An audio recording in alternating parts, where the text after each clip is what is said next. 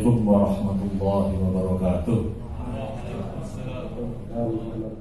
Bapak Ibu dan saudara sekalian, rekan-rekan kita IPNU, saya teringat ketika masih di IPNU tahun 96, 97 ketika baru saja mau dilantik sebagai pengurus pusat.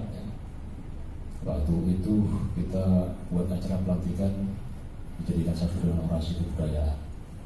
Kita mengundang almarhum Abdullah Kiai Abdurrahman Wahid Gus Dur. Alhamdulillah ketika itu saya sempat jadi moderatornya Gus Dur. Waduh, ini sebuah barokah yang luar biasa buat saya. Pesan dari Gus Dur ketika itu adalah bahwa anak-anak IPNU ini harus tetap bisa menjaga mata air kejernihan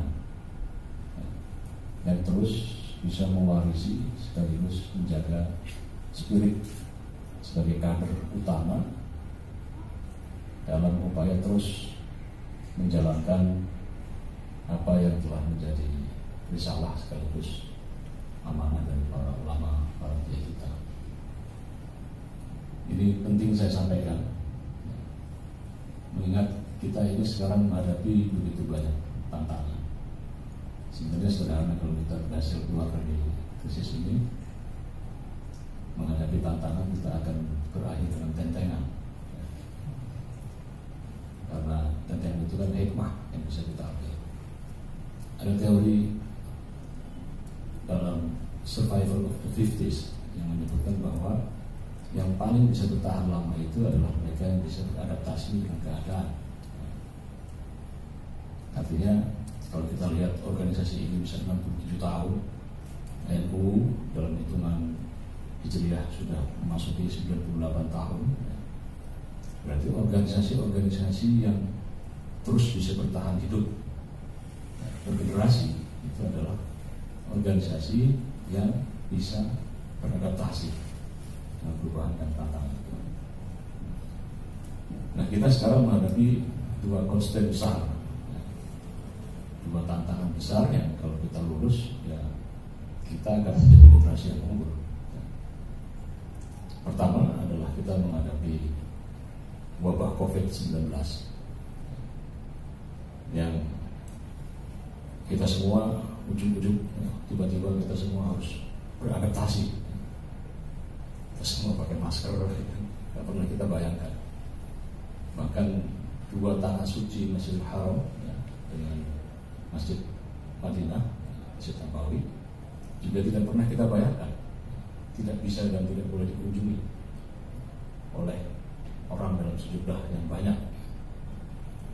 Beberapa kali, satu kali kemarin dalam ibadah haji harus ditunda, hanya dibatasi oleh yang mungkin bisa saja.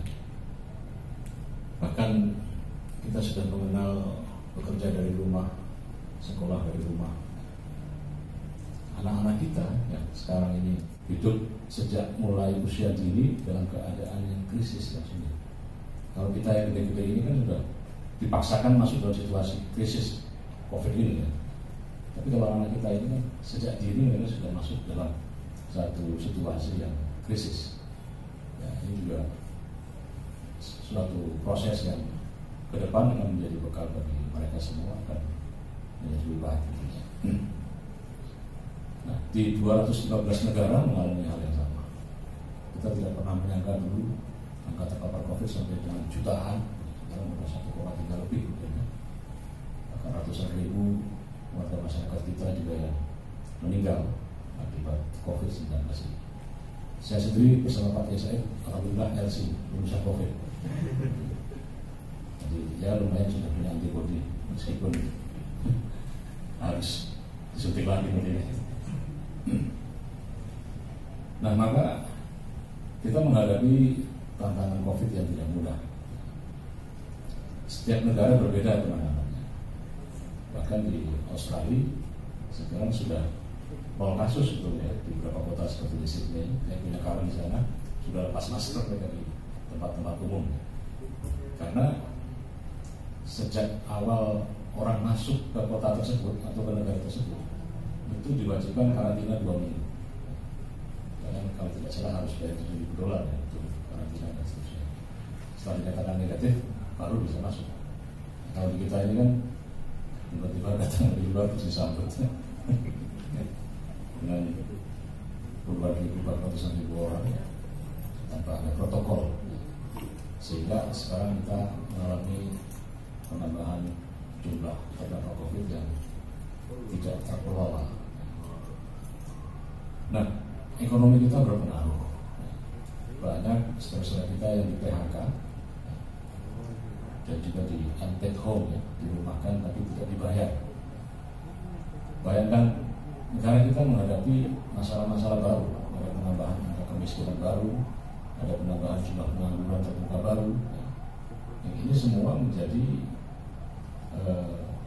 beban kita semua untuk bagaimana kita bersama-sama tanggung renteng untuk mencari solusi terbaik. Karena kalau masalah ini tidak bisa dipecahkan dengan baik, ya, kita semua tahu semakin banyak orang yang bermasalah karena ekonomi, maka akan semakin bertambah tingkat kriminalitas.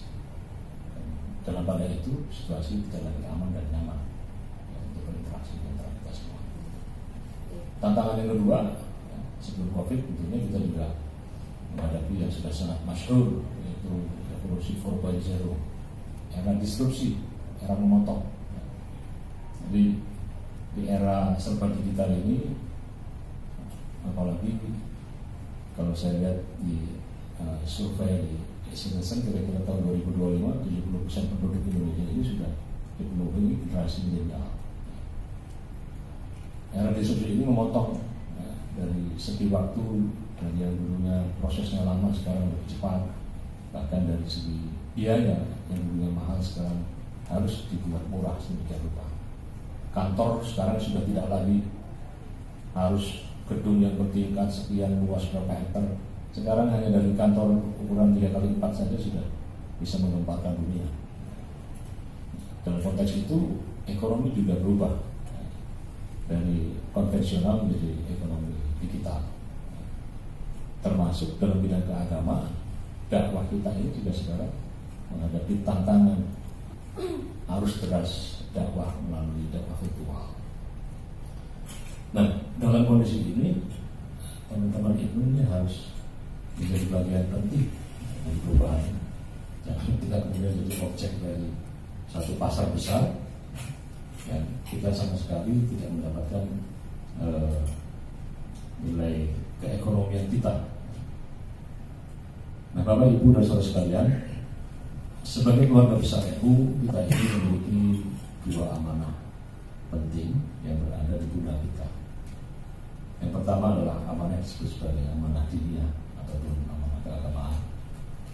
Peran-peran yang disebut dengan peran yang terkait COVID, peran pengembangan keagamaan.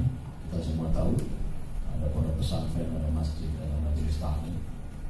Ini bagian dari upaya kita untuk terus menghidupkan dan memastikan pelaksanaan ajaran Islam menurut paham Ahlussunnah wal Jamaah ini akan tetap lestari.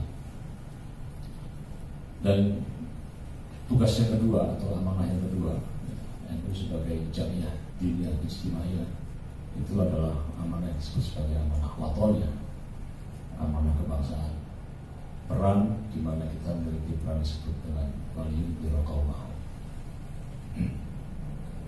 Dua peran ini kalau kita jalankan bersama-sama, ya, maka pada hakikatnya, pada akhirnya kita dapat melahirkan suatu masyarakat yang kita harapkan adalah masyarakat yang lebih unggul tentunya di masa-masa yang akan datang.